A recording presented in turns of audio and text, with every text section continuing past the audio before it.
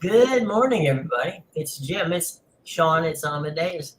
And it's another deja vu, guys. Tom Brady retires again. This time he says as though it's for real. And I tend to believe it this time. I'll believe it when I see him file the paperwork, okay? Because knowing him, he's just waiting for somebody to sell his final pass, the ball that was his final pass, so then he can unretire afterwards. Mm-hmm. I'm waiting to see if maybe he just did it because he was sick of Giselle and her spells and stuff like that. He just wanted to get out of the house. I mean, now that Giselle's gone, he could say, "All right, I'm back." Maybe he gets back with Bridget Moynihan. Who knows? Well, she's a Jersey girl, right? Oh, I think so.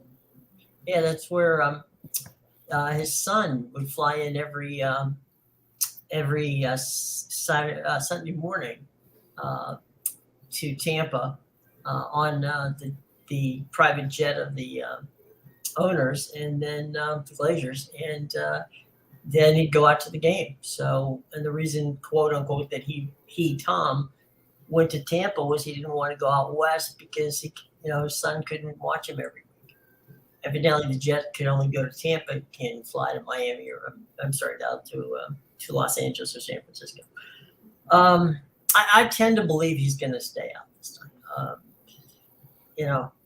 As you said, Sean, in the pre-show, the poor guy has nothing to fall back on except for a $400 million 10-year deal with Fox, and that's just one deal. So we'll see, but I do think this time around it's goodbye.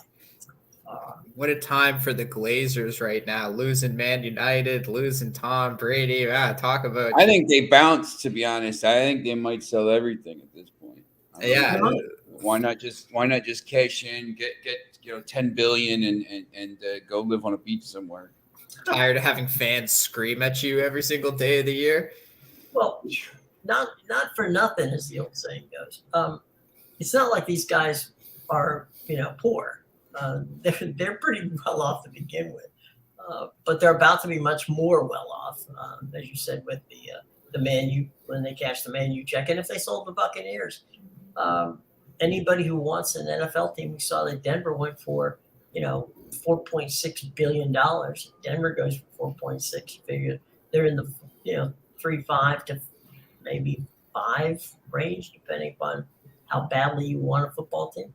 So they could cash out and be over $12 billion just in selling 2 franchises. Look, if I was them, that's what I would do at this point. 12 billion, take the money, and then all the Glazers have are worth over $1 billion, and then if you want to invest in an Indian Premier League team, the cricket, which what they're saying, maybe, or they want to do something like that, then you do that, and But they could buy an island for that kind of money and live on it. So they want to buy a cricket team. Are they trying to see how many different sports fan bases they can piss off around the world?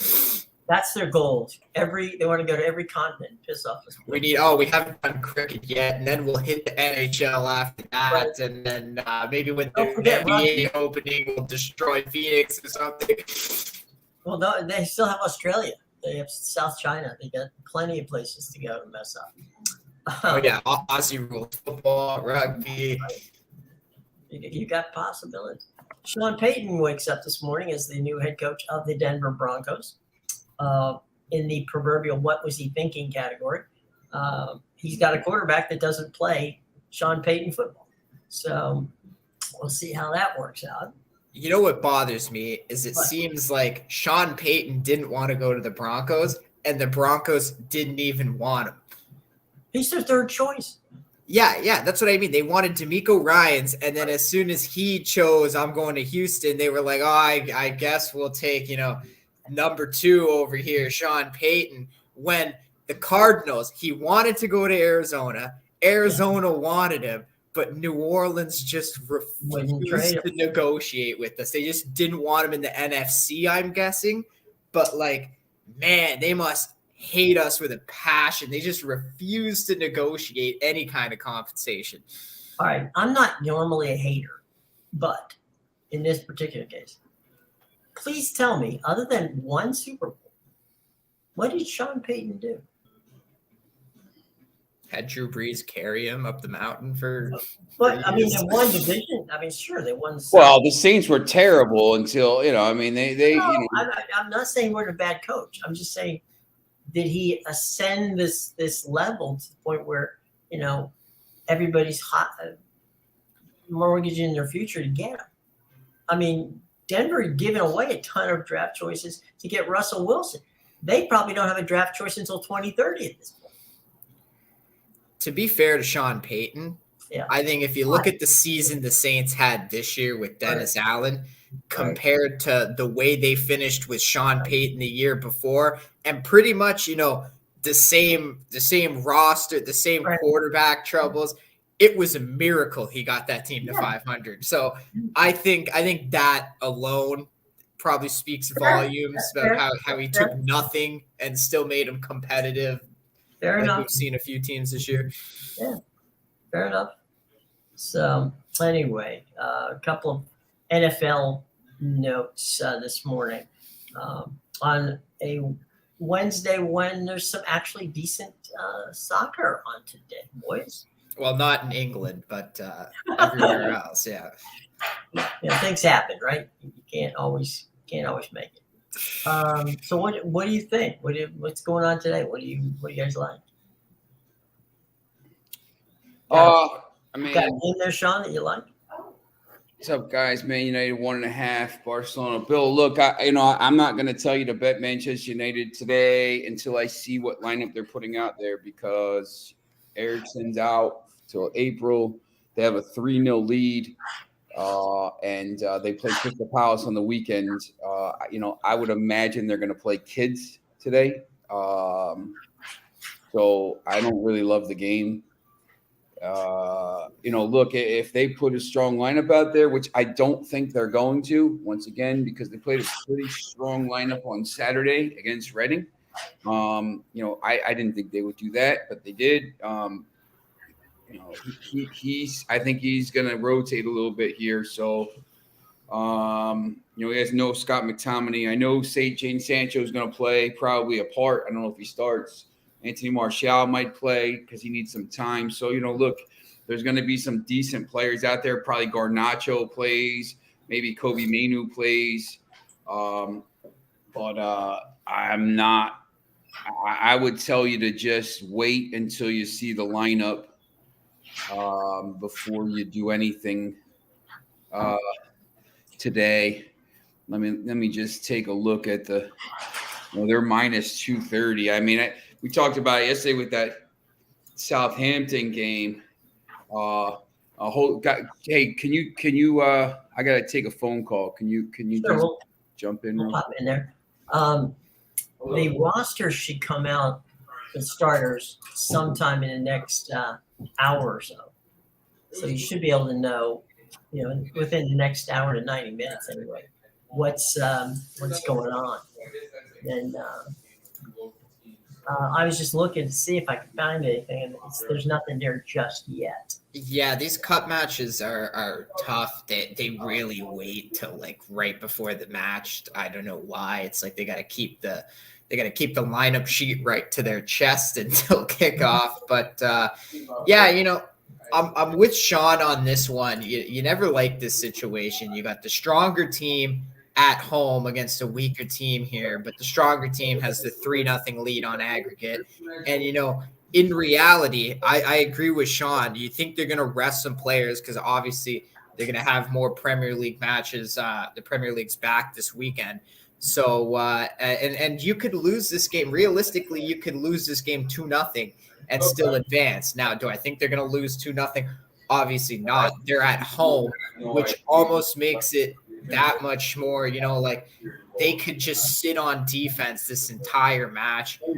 But then again, it's tough. It's really tough to see what they're going to do, because if they start the younger lineup and you get some kids in there, or even some backups that are looking to make a spot, you don't know what this team is going to do, because that could go one of two ways. It could go where Man United just coasts with their 3-0 lead and they sit on defense the whole match. Or you could have the other option where these kids and these backup players are trying to make names for themselves. So maybe they go off and win 3-0 too, trying to earn a spot in the starting 11. But at the same time, you really don't know which Man United is going to show up. Well, the other thing too is, look, Nottingham Forest, just signed Keylor Navas. Like they're signing, they've signed like 24 players. Like their squad's not terrible. Like, they don't match up against Manchester United for whatever it is. Like United just every time they play them, it's 3-0. But they're not. It's not the worst team in the world. Like I just, Bill, if you like I don't even know, Twitter. I would say like at 2:00, if Rashford's playing, I would think maybe maybe Rashford gets a little bit of a rest, comes off the bench. I mean, he's just red hot right now, so like you don't really want to sit him, but I think they need to get Sancho some time and Martial some time. Let me see what they say is going to be the predicted line. And, that was one of the things I was trying to say, Sean. So let's say these guys like, Garnacho, Martial, they get the start and all that. One of two things could happen here. They have the 3-0 lead and they could just coast in this match at home, not having to do much and just play defensively. Or, they could go off and win 3-0 again. Guys like Martial, they want to earn their spot back in the starting 11, right? Garnacho wants to prove why I should be a starter. Yeah, look, Palestri didn't go on loan yesterday. Alanga didn't go on loan. Like they kept him around for games like this. This guy Palestri is good. The other thing too, Bill, is I think this could go the other way where Nottingham Forest says, let me see who Forest plays on the weekend. So Forest has Leeds on Sunday, which is a massive game for them. New All-American midfield. Yeah. Nottingham Forest right now is on 21 points. They're only 4 points ahead of the, drop zone, and Leeds is on 18. So, Forest could say, you know what, this tie's over. We're not winning at Old Trafford. We're not outscoring them by 4 goals here. Maybe they rotate and, they could get beat, 2-0 or something like that. Or, if United scores early, it's just a game where they kind of like you say, coast or something like that. But, so Forest could rotate. So, it's an interesting game. I would wait to see. Now, the Barcelona game, Barcelona's playing Betis. To me, Barcelona has a chance right now to jump to, I think they would take an 8-point lead because they're tied with Real Madrid for matches. So yeah, just take an 8-point lead, but Real Madrid can make that 5 again with another win. Yes. Does Madrid play? Madrid plays tomorrow. But, if you take an 8-point lead into the, it's pretty big, psychologically, all that stuff. Betis right now is 6 with a win would jump up into tie with Atletico Madrid. Same amount of matches on points for Champions League spot. Barcelona over. I don't agree with that.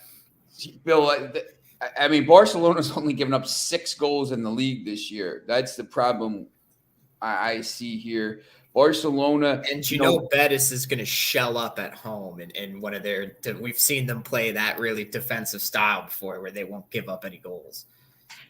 Yeah, but Betis isn't great. They're all right. They have the 6th best record at home. They've only scored 12 goals and allowed 5. Barcelona on the road has 8 wins and 1 loss, and they've only allowed 5 goals. So, Yeah, but if you look at Barcelona's matches lately, they're all like 1-0, 1-0, yes. 1-0. I actually think this is probably.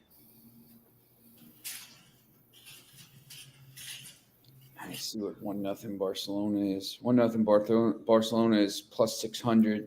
They just played in the Super Cup too, and that ended 1-1 after 90 minutes. Then it was 2-2 after 120 minutes, and obviously Barcelona beat them in the penalties and went on to win the Super Cup. But they did just play a few weeks ago on the neutral side. Yep.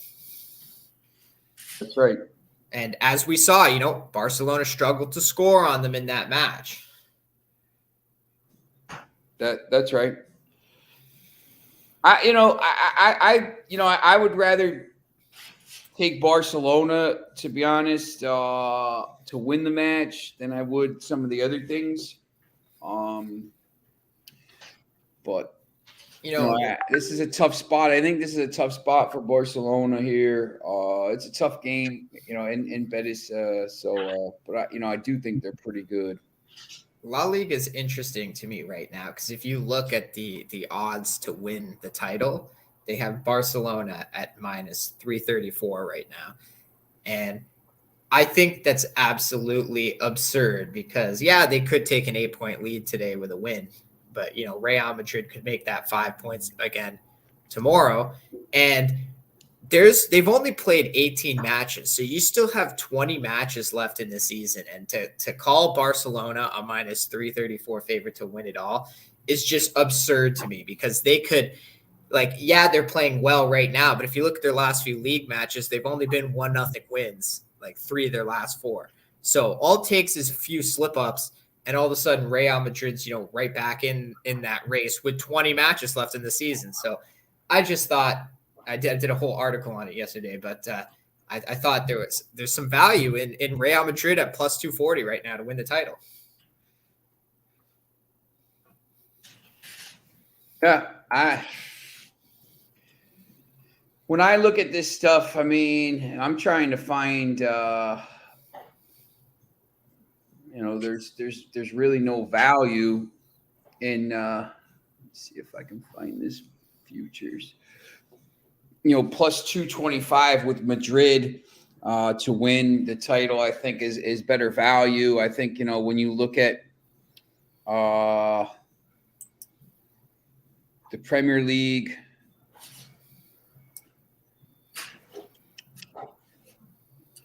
you have, Manchester City at plus 130, Arsenal minus 125. There's still actually pretty good value for both those teams. No other team will win that. So I think there's some decent value, even in, let's see what Italy is. Serie A, Napoli is minus 1667. Bayern Munich right now is minus 770. No one in the world expects anybody to win. And they're in a closer title race than Barcelona and Real Madrid. Bayern Munich could win it, but look, Nagelsmann's not great there. He hasn't done great. If they get knocked out of the Champions League, that thing could spiral. I don't know. Maybe I'll take a chance. And, RB Leipzig's at plus 1,000. I wouldn't throw a lot on it, but, maybe that, PSG is minus 2,000 right now. Lens is plus 2,000. Once again, I might throw $10 on that.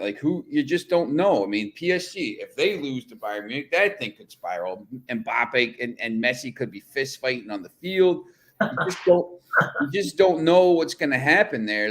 I just, right now in the Eredivisie, let me pull these up. I want to see what that table is.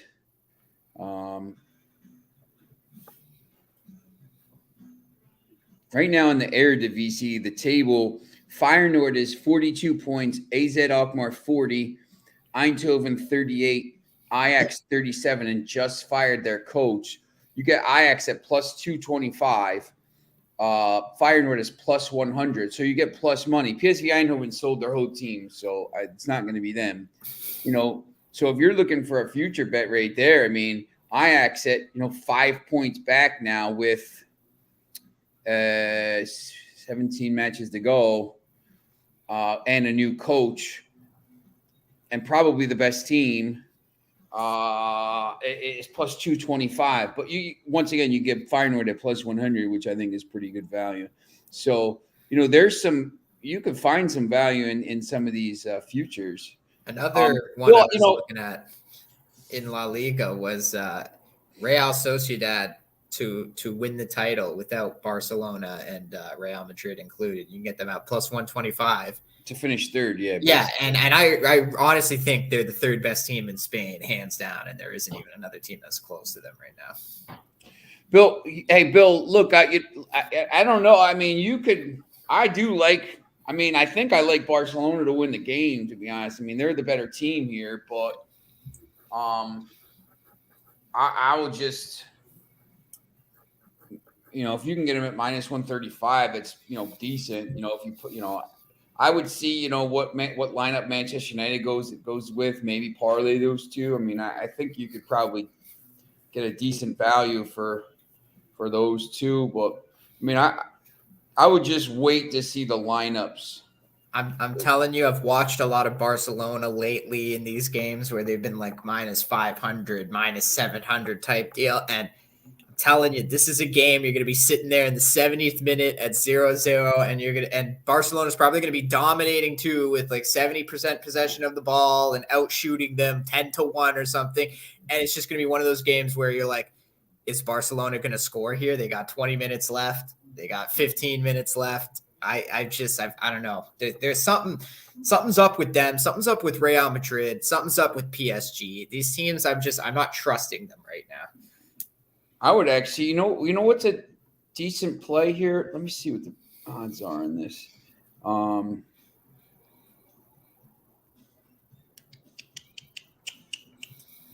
Total goals by Betis under half a goal is plus 133.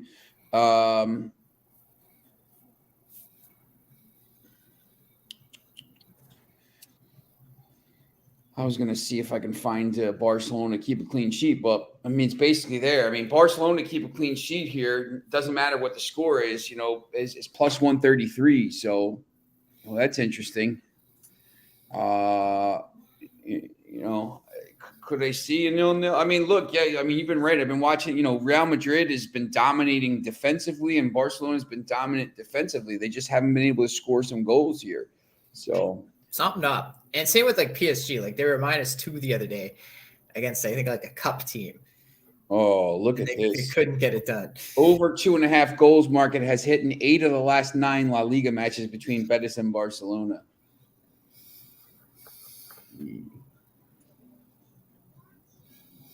Not the last one. The both teams to score market has failed to hit in 11 of Barcelona's last 12 La Liga night matches. So both teams to score no is minus 109. So they don't give up goals at night then? Yeah, that's it. There was a weird stat. I was watching an Italian game a few weeks ago, like right when they were coming back from the break. It was like the first match, Fiorentina versus Monza. And the commentator mentioned that like 15 of Monza's 16, or no, all 16 of Monza's points this year at that point in time had only come from games in the 245 window. And I go, who looks at these? Like, who finds these stats? All 16 of your points have come from games played at 245. Like, honestly. They know all that stuff. It's like the Ken Palm of soccer. I mean, yeah. He's got stats that said that what teams do on Monday, Tuesday, Wednesday, Thursday, Friday. It's like, okay, don't bet on them on Wednesday because they never win on Wednesday. Always bet on them on Tuesday because they always win on Tuesday. But yeah, that's literally my reaction. These stats. What is happening here? Why do you know that? Right. Do you have a life? But, it is. It's like Sean's 0-15 stat of teams after playing the 49ers. Yeah. It's like, what? Like, how do you know that? Who went by and counted the games after every You know what team? happens? Like sometimes somebody just like, because it's not a thing, and then all of a sudden after like 5 games, somebody's like, man, these teams that play the 49ers just don't win, and then they're like, oh yeah, the next team didn't win. Oh yeah, the next team didn't win, and then all of a sudden you're like putting this stat up, like right. Once you play it starts from nothing, and like it's crazy when you go on like the Super Bowl. When you go on like SofaScore or all those things, you see these like trends and stuff, and you're like, man, it's like this team is head to head like on Tuesday, like once again, you're just like, man, how do they know this stuff? It's probably some supercomputer somewhere, but right, it's just really kind of crazy. Definitely Yeah. crazy. So what do you think, Sean? Does the Eagles lose in the Super Bowl then because they played the 49ers last week? Oh yeah, how about that? No, but they had a bye week, Yeah, they get the Pro Bowl bye, so it so screws maybe the that stat. maybe that tanks it. It could be though. I think I think Kansas City's too beat up, but it could be that'd be interesting to watch. Well, I think, and we'll get into this. We'll have some guests come on who can talk about the game. But I think it depends a great deal on Mahomes' foot. If that high ankle sprain is healed, then he'll be fine. If he has to play with it and he's still got that injury, they're going to have to change up on how they do it. And they may have to go to more of a 1, 2, 3 out of your hand kind of thing, because the Eagles' defense is just ridiculous. Well, interestingly enough, we saw some very good reffing over the weekend, and interestingly enough, the guy who's reffing the Super Bowl this year is the same referee who reffed the Super Bowl in 2021, which the Kansas City Chiefs lost to the Tampa Bay Buccaneers. And Super Bowl 55. Yeah, and this referee crew also broke a record for, I think, the most flags. They had like 5 flags for 90 yards or something like that on the Chiefs in just the first half. So I think the Eagles might be giving Super Bowl MVP to the referee in this upcoming game. We'll see. So you're saying that the officials are going to get rings. Yeah, they're gonna get their you're gonna see Jalen Hurts swapping jerseys with I forget who's actually reffing the game. I forget what the name is, but I'll look it up for you in a second. Here we go. Let me look real quick. But yeah, and somebody released a stat that John Hussey or whatever, I think he did. What was it? The Eagles game. Paul Sheffers. The Eagles were 7-0 with him as a referee. So yeah, he also. The casinos in Philly aren't that far from the stadium, so just saying. Yeah, right next to it. Yeah, so you said Carl Sheffers is the it's the guy. The referee is Carl Sheffers. Let's see. Fred Bryan is the umpire. Sarah Thomas was the down judge. Rusty Baines was the line judge.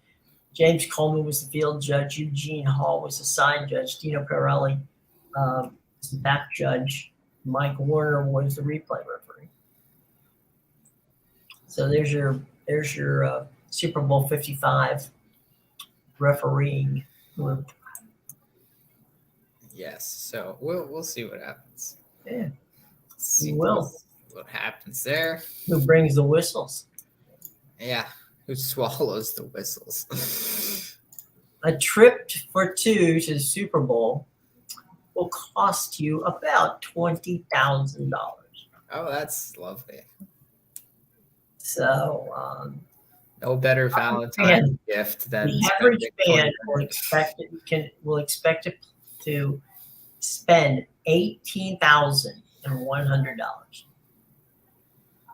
So you're telling me there's no average fans at the Super Bowl then? I haven't seen them. I will tell you. The only average fans that go to the Super Bowl are the ones that win these Super Bowl ticket giveaways. We did a pre-game show where I worked for SMI, which is this media group of IMG, International Management Group. And Tom Wilson, who I work with, and I love Tom to death. He never wanted to be at any of the major events he wanted to be at home in his chair watching it on television. So, and at about 7 a.m., about 8 a.m. on Super Bowl Sunday. We're getting ready to go out to the stadium because you go out early. And Tom hands me 2 Super Bowl tickets and says, take these tickets, go out to the stadium, and before you go to the truck, give these tickets to somebody. I swear to God, I couldn't give them away for 10 minutes because no one believed they were real. I could see that because it's like, why are you just handing First of all, we're not saying, he told me don't. I mean, I wouldn't have sold them anyway because they were given to us by the league, right? So the league knows whose tickets these are. Yeah. So, I wasn't going to sell them to somebody. So eventually I got somebody to take them.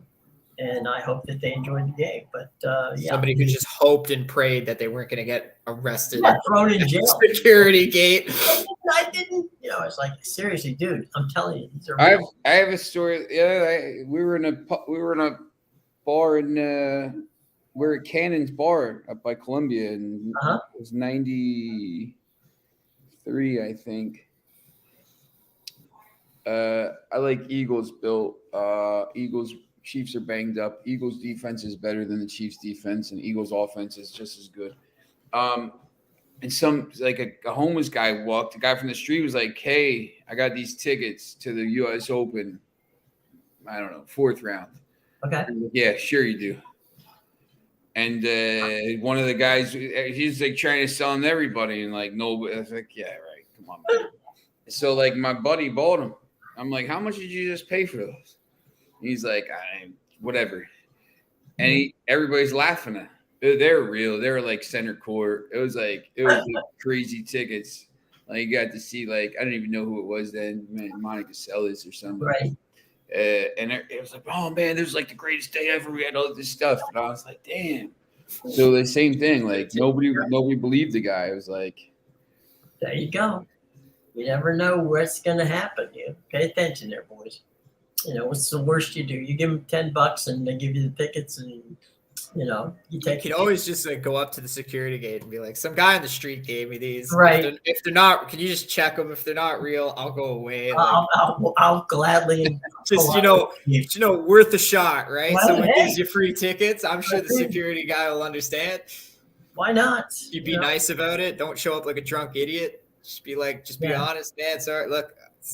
A random person gave me these tickets. They could be fake. They could be real. Just check them for me. If they're good, they're good. If they're not, I'll go away. Every year you see a couple of players who give their tickets away because they don't have anybody to give them to.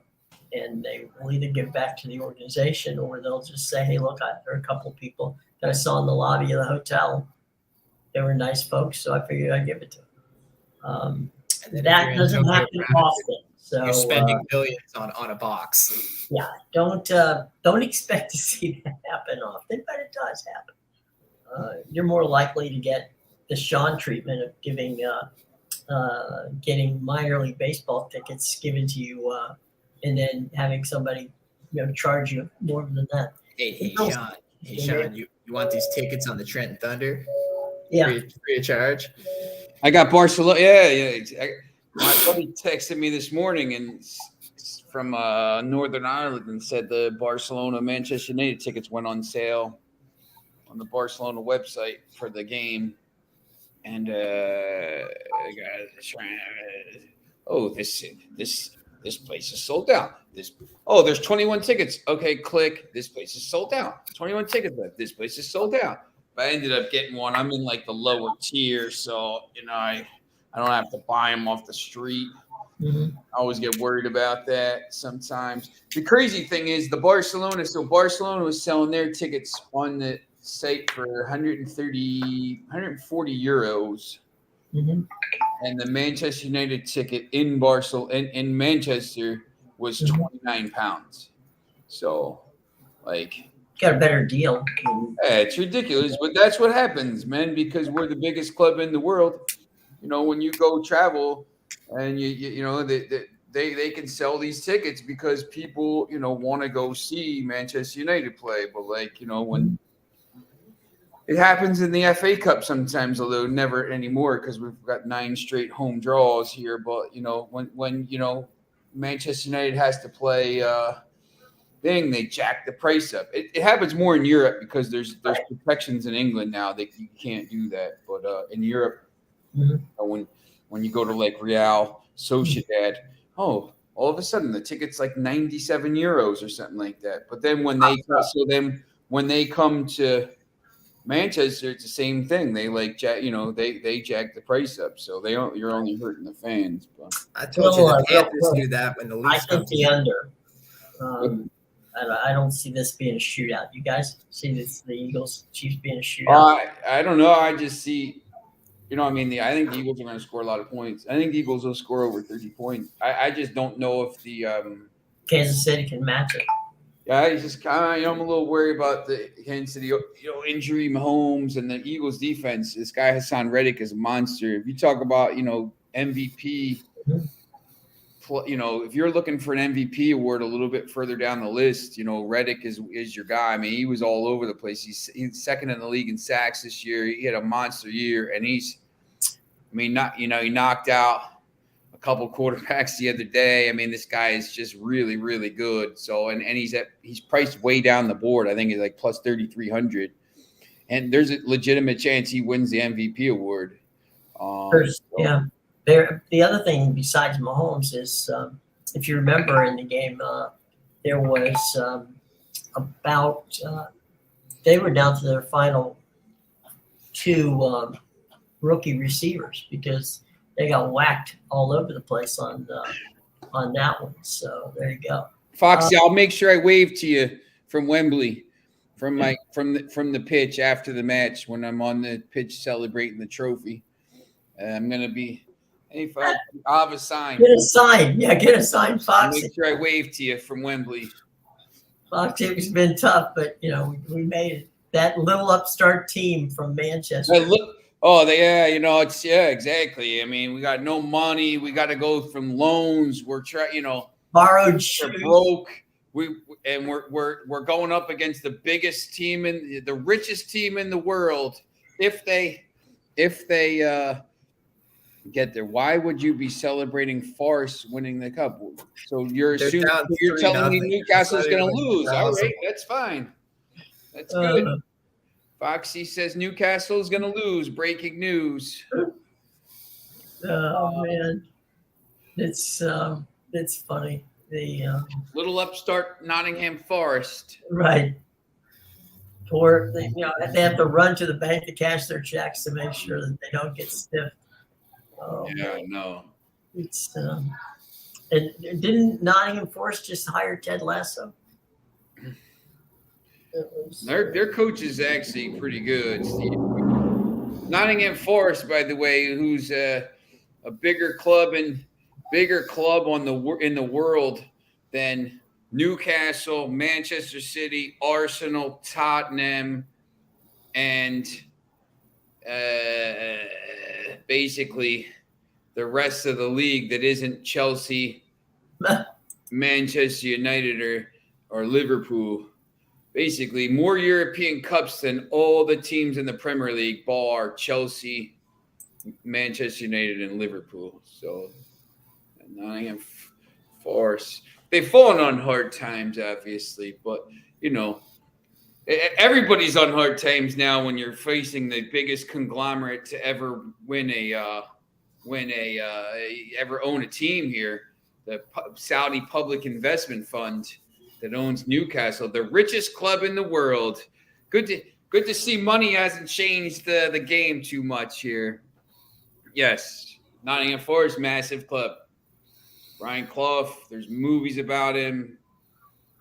Nottingham Forest was the best team in the world for 2 years. 1979 and 1980, they went back to back in the European Cup. When England dominated, Aston Villa won in 82, Liverpool won in 81 and 70. England dominated everything, and then the idiot Trousers had to go and ruin everything. Back-to-back years. England was dominating the world of soccer, and then Liverpool fans wrecked it, and Hazel And then from that point, when they got the 5-year ban, it took years to get back to the top for those teams. So all the problems stem from one club. It's interesting that happens. If you don't know about that, by the way, make sure you will be impossible. Yeah, Foxy, I'm not gonna go through the club. I'm gonna go through other means. Come on, Foxy, don't you just show up at the stadium and look for a good old scalper? I'll have to use my corporate. My company is based in London there, and it's a sports company, so I'm gonna have to either use a corporate ticket or something. Yeah, you're not getting a.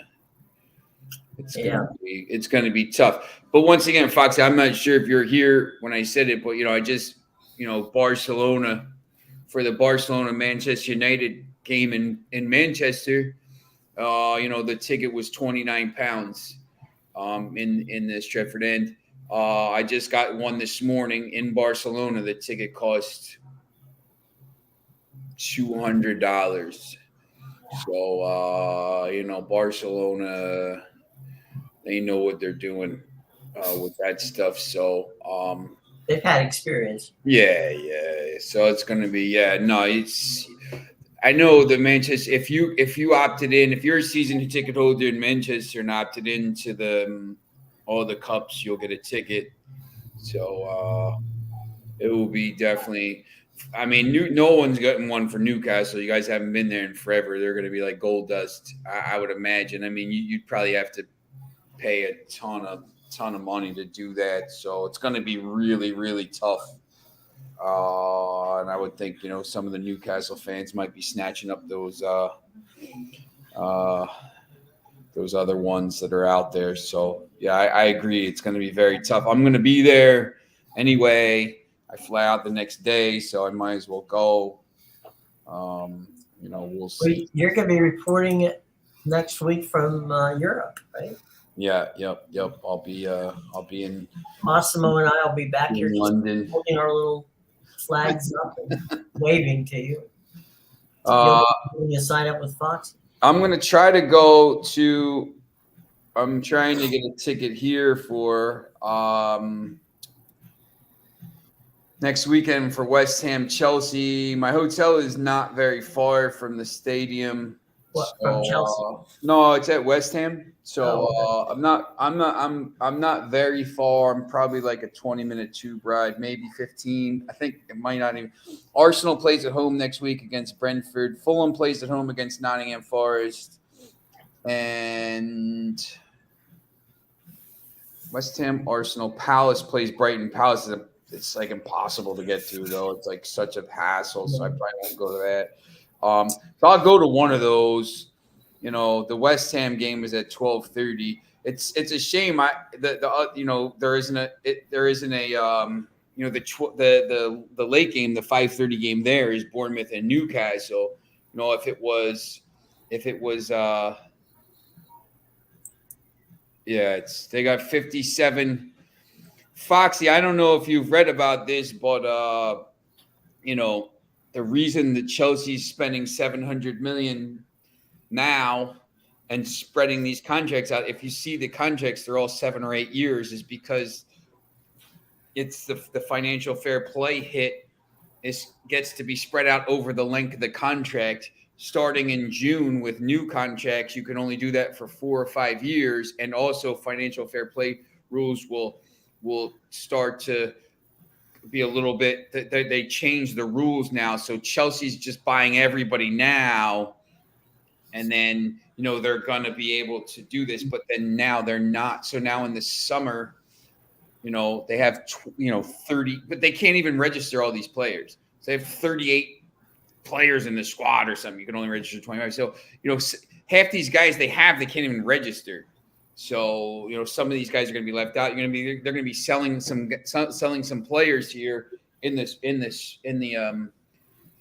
summer. But if I know you got to sell, whatever. But I don't think they really care about that. So yeah, no, it's a little bit of a joke. But I mean, it's this guy Enzo Fernandez, if you had any half a scouting department, you could have had him for 20 million last year. So, you know, it is what it is. Chelsea be better, but look, I mean, you know, they still can't score any goals. So, Sunday, February 12th, you know, Leeds is hosting United. I don't know if I can get up to Leeds in time and once I can find a ticket, but I'll try. Monday, February 13th, Liverpool plays Everton. Not going near that. So I'll be back in Manchester for the 19th, February 19th, Manchester United, Leicester. The Saturday, the 18th, full day of games, but you know, none local. Maybe Everton Leeds. Maybe I'll head over to Everton. Probably get a ticket pretty cheap now with them going down. So you'll make your plans once you get there, huh? Yeah, I'm trying to buy some tickets now. Just out of curiosity, couldn't you get some media credentials? You can. I mean, it's a little tougher in England, but I probably could. I just like how. Amedeus, what do you say about Milan and Spurs? Two teams completely out of form. Was shocked to wake up in Milan already conceded 3 at halftime. Are you talking about the Sassuolo game? Yeah, I mean, Foxy, these aren't two teams out of form. These are just two trash teams. Like I keep saying, I don't know how AC Milan even won the title with the squad they have. I mean, our best player this year has been Rafael Leao, and he's just absolutely, the guy can't score now. He's just gone dry. So, yeah, I don't know. They got some major problems. I watched them blow that lead against Roma. I didn't even wake up for that Sassuolo match, and I woke up at halftime, Foxy, and saw they were down 3-1 just to go on to lose 5-2 or whatever, and I didn't even bother to flip it on. Yeah, you know, honestly, Foxy, to me, that's a matchup where it's just, you know, it's two trash teams, AC Milan versus Tottenham, and to me, they're the same. I probably won't bet on it because of my bias towards AC Milan, but that's one where I couldn't tell you who's going to win. I couldn't even tell you who's going to advance because they're the same team to me, and I think probably the home matches are going to be very important to each side. Yeah, Foxy, we're going to start our soccer show back up here. I don't know. I'm going to talk to Plus Money about it at some point here. But you know, I think, you know, just looking at some of these games here, you know, the first legs are really interesting to me because, I mean, I don't think you usually get. I think this is a weird year. I think when you look through, you know, AC Milan, Tottenham, PSG, Bayern Munich.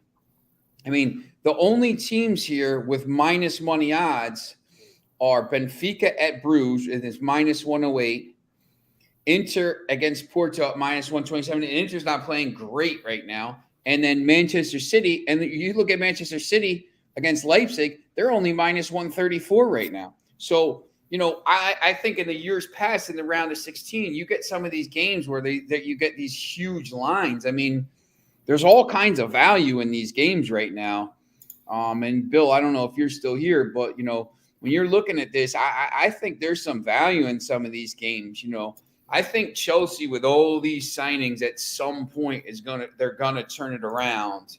You know, maybe it doesn't happen overall until, you know, they get the 9 in the summer, but, you know, they brought a ton of talent in. You know, Fernandez is a beast, but, you know, 111 million, whatever, if he's worth it or not. Chelsea doesn't seem to care about money. So, you know, Bruges and Benfica, we talked about this one. You know, Benfica right now against Bruges hasn't been in great form, and you get Benfica, who's been in very good form, you know, at basically even money. You get Napoli, against the 9-track Frankfurt team. All of a sudden, that Napoli. I was always thinking Napoli was going to dominate this. Now, all of a sudden, you look at Eintracht Frankfurt, and they're rolling right now. So, that game, Frankfurt right now, you look at the table, well, they're not exactly rolling, but they're playing better here. They're up to 6th in that league, and they're only 5 points out of the top spot. So maybe that's a tougher game. Thought Bruges had a decent chance to advance a couple months ago, but Bruges are embarrassing now with Scott Parker. Yeah, 100%. I think, to me, and I think Amedeus said the same thing. Like, that's probably the best bet of the whole round. Because, between Dortmund and Chelsea, I don't know. I mean, Dortmund, I don't trust to throw them. And, Chelsea, they've been terrible. But, once again, at some point, they're going to click. They have too much talent now. PSG, Bayern Munich, who knows? AC Milan, Tottenham, who knows? Coin flip. Frankfurt, Napoli, I would back Napoli, but I wouldn't be super whatever about it. Liverpool at plus 102 against Real Madrid. How are you betting Liverpool? How is Liverpool at plus 102? They stink. Leipzig, City. I would think City, but Leipzig's been playing really well. So to me, the game right here in the first leg that is the maybe the best value is Benfica against Bruges. So and Amedeus, I think that's what you kind of think too, right? I mean, we talked about that earlier. Yeah, I've been watching a lot of Belgian league lately. I'm actually going to go watch probably Genk later today at 12:45. But this Club Bruges team, man, they've been out of form since the restart. And considering how hot they were in the group stage, they jumped out to that huge lead. It looked like they had the group locked up. And then, in the last 2 matches, we saw them slip up, lose the group to Porto. So they end up getting a second place spot and now have to face a group winner. They kind of lucked out a bit with Benfica being the group winner. But at the same time, is it really lucking out? You're not playing that well. And Benfica's been in incredible form. Obviously, they lost Enzo Fernandez now, and they've sold a few players. But I still think it's a very good team, and it's going to be tough. The Club Bruges is not playing well. Bruges is 18 points behind Genk, and Genk has a match in hand right now. 18 points. I mean, that is ridiculous. That's a long way to go. Genk is just dominating. Genk has 19 wins. Bruges has 11. They have, and Bruges has played one more game. I mean, that just tells you what's going on there. You got to remember, so Bruges is in Champions League. USG there is in Europa League still, or the Conference League, something like that. I'm pretty sure they're still in it. So you have a Genk team that is on fire this year, averaging almost 3 goals a game and under 1 goal allowed a game. And on top of that, they have nothing else to look at all year. Look at Bruges since they came back here. They lost 4-1 to St. Truden in the Cup. 1-1. They lost 3-1 to Genk. 1-1. 1-1. 2-2. They finally won their first game since the break. Over a month, they beat Zulte Waregem. One of the worst teams in the league. Yes, exactly. 16th place right now. They finally won a game. To me, and then, contrast that with the Portuguese league. Where is it? There it is. Liga notes should be a little bit higher in this thing. Look what Benfica has done here. 48 goals scored, 12 allowed. They have a 10-point lead over Braga, although they've played 2 more games. They've played 19 games where the teams chasing them have only played 17. So Porto and Braga still have a chance. Braga just sold their best player, though, to someone I just saw yesterday. Probably Chelsea, who just bought him as a yeah. Right. That's like the aftermath of another deal.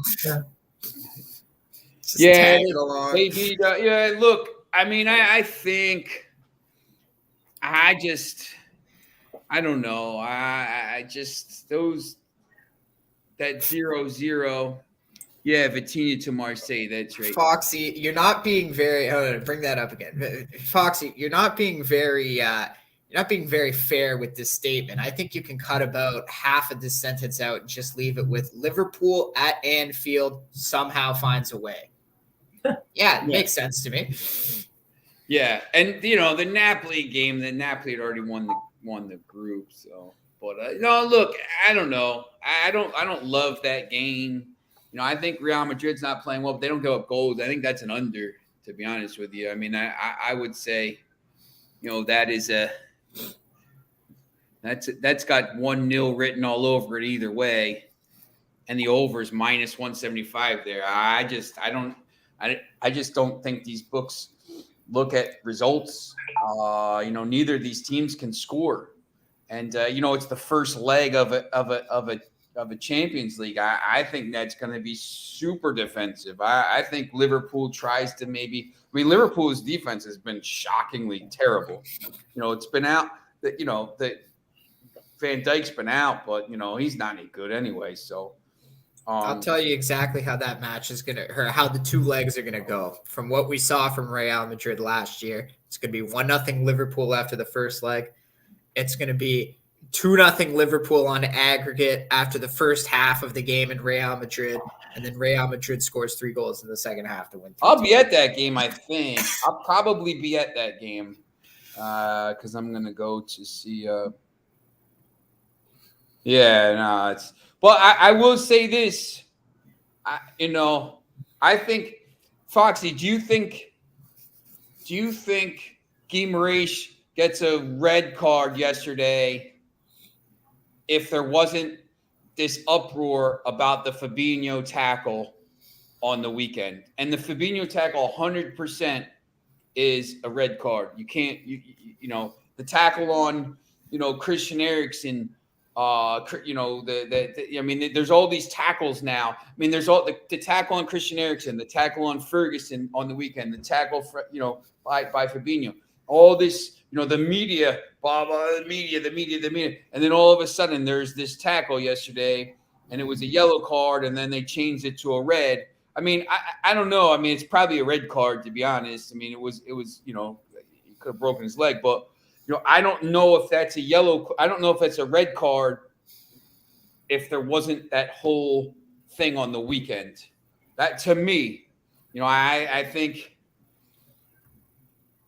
yes, 100. Yes, this is what I'm saying. Yeah, Foxy. I think if there wasn't the uproar about it's definitely it's the same tackle as the tackle for Fabinho, but I think that if there wasn't that uproar. Eriksen out for 3 months because of that tackle, and Andy Carroll's flying around doing these tackles, the like a jerk and doing all this stuff, and then the Fabinho thing, and obviously because it's Liverpool, they get it. The referees come out afterwards and say we missed the call. It should have been a red. He should be suspended afterwards. If they missed the call, they should be able to do that. But I think that. Because that happened, there was the more pressure on Paul Tierney yesterday to give the red card when he went over to VAR. And I 100% agree it's a red card. You can't do that. Now, I don't think he did it on purpose, obviously, but you obviously can't do it. But I think that Liverpool, these things, but Liverpool sets the bomb off and then walks away, and then everybody else has to deal with it now.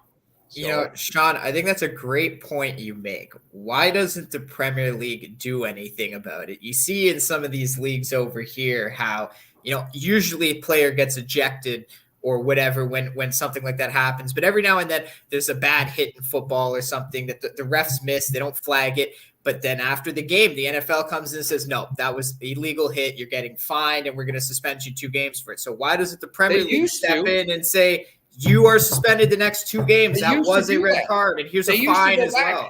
They used to go back, and you'd say, you'd come back, on a Tuesday and stuff, and they'd be like, the league is investigating this play because whatever it was missed during the game or something like this, an elbow or something like that, like Fellaini or whatever. And then they would get a retrospective ban. They don't do it now because of VAR, but it's stupid because. If VAR misses the call and that's a red card, he should be suspended. Like Fabinho should be suspended for the next 3 games. It's a red card. So, it's ridiculous. So I don't know why they don't do that. One of the mysteries of the Premier League, I guess, that they think VAR. I guess because one's VAR, once But it VAR doesn't came in or work whatever, all the time. Yeah. They don't look at everything, and it's very inconsistent. Yes, I agree. Well, inconsistency is kind of like the watchword at times for most sports. I mean, you can only It drives talk though on the sports and it does. talk shows. Well, that's why I'm excited for robot umps in the minor league. Hopefully that goes well this year, and let's bring them up to MLB. Let's go. I saw a game in the Florida State League. It was the Tampa Bay Yankees and Clearwater, and they didn't have a home plate umpire. They had the Cyclops calling balls and strikes, and we've all seen that pitch block, right, on television where you see where the ball goes, and they had the pitch block up the whole time, and every time you see it, I mean, it was calling. There was not a ball. They didn't call a ball that was a strike. In other words, when a ball, off in the left-hand batter's box or right-hand batter's box, and somehow it's 3 inches off the plate, but it still gets called a strike. That they seemed to be straight up every time. The ball was in the strike zone. Yeah, and it goes to show you the computer doesn't make as many mistakes because you program it to register things in that area. And I'll give you another great example. It wasn't a few months ago, but it was the year before. Maybe it was a few months ago. I think it was the year before, though, in the U.S. Open. There was a ton of players, because I guess they don't do this in the other majors or in other countries' tournaments, but there was a ton of players complaining about every single out. And normally it would be an argument with the ump, but every single time it happened in the U.S. Open, the umpire was like, we got a computer calling the lines. Like, you can argue with me here for 12 hours. It's not going to happen. You're arguing with the computer. The ball is out. Right. Well, and that's the other part to it, right? It takes the the human part of element out of the equation. Exactly. So I'm excited to see how it's going to go because, there's always an ump screwing me somewhere in the MLB. So if we can take that out, maybe I can get a few more wins this year. But if you look, at the home plate umpires, they have a place where they like to sit. It depends on the size of the catcher, right? If you've got a big catcher, you're over his left shoulder or over his right shoulder. You're not dead center on where the strike zone is. So if it's off to the side of you, you're tending to, call a pitch, a ball that's outside to you because you're on the guy's right shoulder looking in a different direction. You're not going to see it straight up and down. It's just impossible. But a camera fixed directly in that position is going to see it. And you know what? If you're a really smart pitcher who understands physics, then you can use that to your advantage because 100%. You can angle the ball. You can do a majority of pitches certain way where it's always giving a kind of like a blurred angle for the ump where he can't get a good read on it. It could be a borderline ball all the time, but it's out when it's not. Well, if you look at Scherzer or some of those guys, always their balls always. Even when it's a ball, it's just, minutely off the black of the plate. So, they're going to get that as a strike because, more often than not, it is a strike. So umpires tend to give guys like that a strike where, you get a journeyman pitcher out there throwing and, that guy's never going to get that strike. So anyway, it'd be fun. I mean, you got to admit that at least it works in tennis. Yeah, no, it really does. That was my favorite. It's like the umpire was just looking at these players like, man, you can argue with me for the next 12 hours. Like you're arguing with the computer. Okay, we have it set up. Taking his racket and trying to find the computer and just beating the hell out of it. We have the lines set up with sensors and everything. Right. Like we can show you on the screen. It was out. Okay, it might have been by a millimeter. But Canadian, it is what it is, right? But it was out. You argue with the computer for all day, you're not gonna win. Yep, it's not gonna reply. Ask Siri, was it out? It's like, Oh my. Oh man. All right, boys. Any final thoughts before we get out of here after our spirited debate with Foxy and Bill? Oh, I think we're good. Okay, cool. All right, guys. Have a great day. Wait a minute. We got Foxy popped a quick question for us.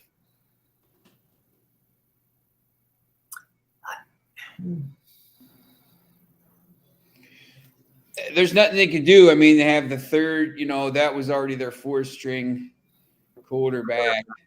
I'll tell you what they could have done. They could have had Garoppolo train all week and activated him for the game as your backup. Yeah, you have you have the emergency quarterback here in the NFL. If he goes in before the fourth quarter, he can't come out. He's got to play. But they could have had an extra quarterback on the roster. But yeah, but he has to be active. Yes. So you'd have to have 3 active quarterbacks on a roster. I don't think in Shanahan's wildest dreams he thought he needed to go that deep. So I mean, I would have taken Garoppolo over Josh Johnson. No, 100%. But is Garoppolo even healthy? Yeah, they were saying that because that was the thing going into the playoffs is Garoppolo was ready, and they were deciding, well, who's the starter if Garoppolo's ready to come back? And Shanahan was like, it's Purdy until it's not, right? And then sure enough, in that game, it was not Purdy anymore, but they never bothered to activate Garoppolo or get him practice that week. That's 100% on them. Yeah. So I don't do it. That's can't blame. And then, I don't really buy what happened to Purdy. They say he tore his UCL and that he couldn't throw, but he looked fine when he was throwing balls on the sideline for the first and second quarter, wondering why he wasn't in the game. So, yep. Yeah, well, they said it's going to take 6 months to rehab. Yeah, and Trey Lance now all the stories back to Trey Lance being ready for the beginning of the season. So we'll see if you still even have a job when you come back. Well, Trey Lance may either be a bargaining chip that they can send somewhere. They don't have Garoppolo's as a free agent, so they can't play the Jimmy Garoppolo card anymore. Yeah, look, I mean, now it's a chance. Like you said, Trey Lance now all of a sudden, he was out, and now he's got an opportunity. He might be the guy again. So you just don't know. We'll have to see how his ankle. I mean, his ankle was broken in 4 places. That's a pretty bad ankle break. So we'll see, where he goes. And Purdy's got to think to himself, okay, I'm the luckiest bastard in the world, right? Because I'm getting to start. Now I'm the unluckiest son of a gun because I get hurt in the championship game, and I'm out for 6 months. So things happen. What are you going to do? Boys, we'll be back tomorrow. I don't know if anybody else will retire or they'll hire more coaches between then. But we definitely will have plenty to talk about. Have a great day, and we'll see you tomorrow right here. Same time, same station.